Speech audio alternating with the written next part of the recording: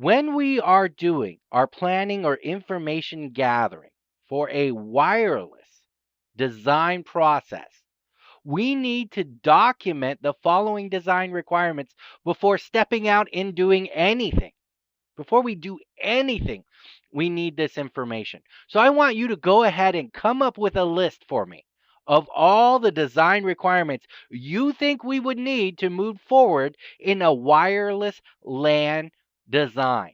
Okay, we're designing a wireless network in our organization. What's the information we need? Okay, so go ahead and write down that information.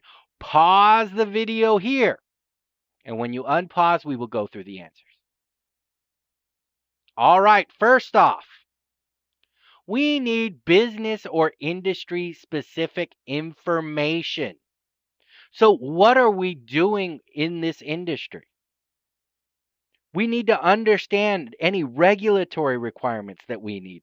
Are there wireless LAN designs? Are these warehouses? Is this a machine shop? Are these retail locations? What type of business is this? We can garner all sorts of information from that based on how many guests are probably likely to visit an area. Are we going to have a lot of guests visiting a warehouse? Will we need a lot of bandwidth for a guest VLAN if we're a warehouse?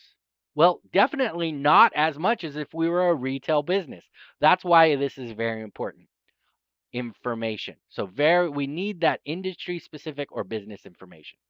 Next up, application types. What kind of applications are we running in this business? Are they real time? Are they non-real time? Voice applications, video applications. Are those running on wireless or are they not? We need to know the answers in order to design the wireless network perfectly, or as perfectly as possible. I hesitate to say perfectly. All right, next up, RF application requirements. It is important for us to understand the different applications will be utilized, such as voice, video, or data, right? What are we using here? How much jitter can we put in here? What is the strength required? RF application requirements, very, very important. What type of devices are we supporting? Are they mobile phones? Are they tablets? Are they laptops? What kind of network interface wireless card do they have? Is it N? Is it G? Is it AC? What are we supporting? We need this information prior to the deployment of our wireless access points and our design in general.